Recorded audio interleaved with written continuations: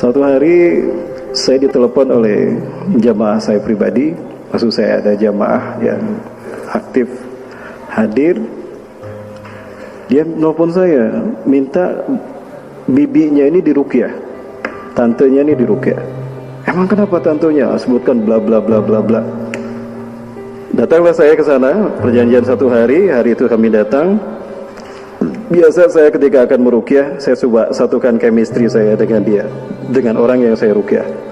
Saya ajak ngobrol. Ketika saya ngobrol, yang diajak ngobrol betul ibu ini.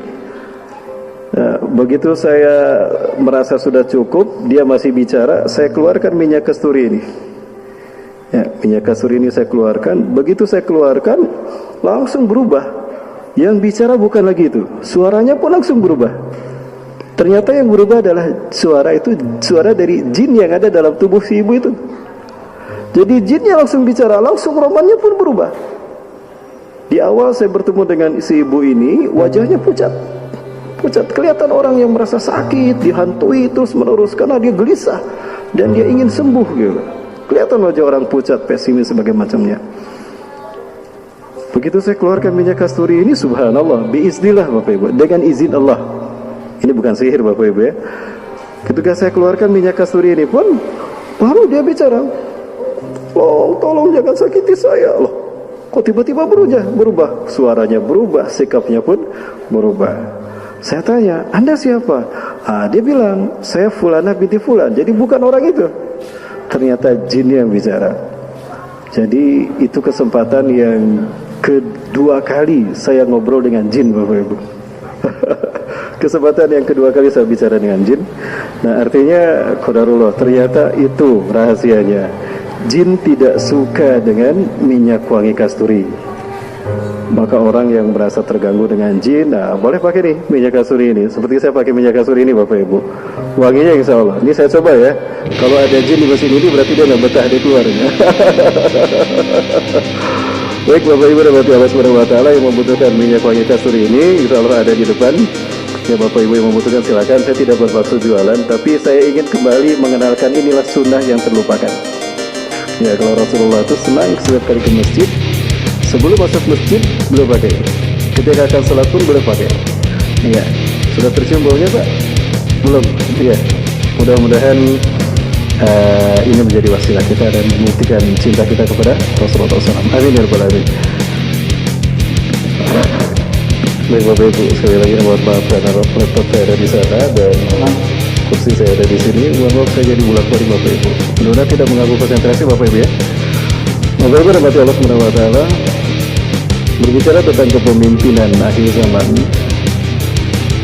maka kita tidak bisa terlepas dari fakta akhir zaman itu sendiri.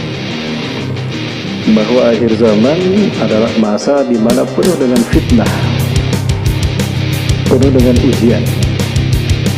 Rasulullah SAW sendiri yang mengatakan demikian.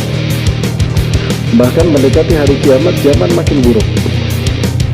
Ya, dalam satu hadis Rasulullah SAW menjelaskan, "La yati alaikum zamanun illa ba'dahu asyram minhu." Tidak akan datang satu zaman, satu masa, satu tahun, melainkan zaman tahun masa itu lebih buruk daripada tahun sebelumnya. Jadi jangan berharap dari segi umum, secara umum kata Rasulullah, tahun depan akan lebih baik daripada tahun ini. Tidak. Makin dekat dengan kita dengan hari kiamat, maka zaman makin buruk. Ya, dipikir-pikir kalau kita rasakan, terbukti tidak Bapak Ibu? Terbukti. Gak mungkin Rasulullah berkata dusta.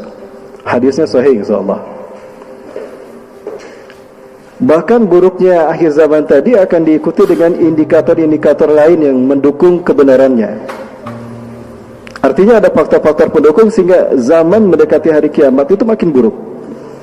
Sebagai contoh Bapak Ibu sekalian, Rasulullah SAW menyebutkan beberapa hal apabila terjadi itu indikasi kiamat akan terjadi atau dekatnya kejadian hari kiamat. Dalam sebuah hadis Rasulullah SAW menyatakan, ini saya temukan hadisnya di dalam kitab An-Nihayah fil Fitan wal Malahim karya Al-Hafiz Imam Ibnu Katsir rahimahullah, atau di dalam kitab yang sama Al-Bidayah wa Nihayah, atau juga di dalam kitab Al-Mawsu'ah fil Fitan wal Malahim wa Ashratu Sa'ah, karya Dr. Muhammad bin Ahmad Al-Mubayyad, seorang syekh dari Timur Tengah, dari Syam. Rasulullah SAW pernah bersabda begini, ala inna min ashrati sa'ah an turfa al-ashrar wa tudu al-akhyar. Ingatlah dari tanda telah dekatnya kejadian hari kiamat. Ingatlah dari tanda akan terjadinya hari kiamat adalah an turfa al-ashrar, orang-orang buruk akan muncul ke permukaan memimpin dunia. Waktu doa al-akhyar, sementara orang-orang yang terbaik pilihan umat di muka bumi ini akan disingkirkan. Ini ciri pertama yang Rasul sebutkan, bahwa kiamat telah dekat kejadiannya. Orang-orang buruk akan memimpin dunia, sementara orang-orang terbaik pilihan umat manusia itu akan disingkirkan. Nah, ini tanda yang pertama yang disebutkan Rasul dalam 3 tanda yang disebutkan Rasul dalam hadis ini. Dari 3 tanda yang disebutkan Rasul dalam hadis ini. Sudah terjadi belum Bapak Ibu? Sudah. Ya, yang jawab sedikit memang, berarti yang jawab ini pemberani. Sudah terjadi belum Bapak Ibu? Ternyata semuanya nih pemberani. Di mana Bapak Ibu? Berani juga ini. Jangan bilang di Indonesia nanti ditangkap Bapak Ibu.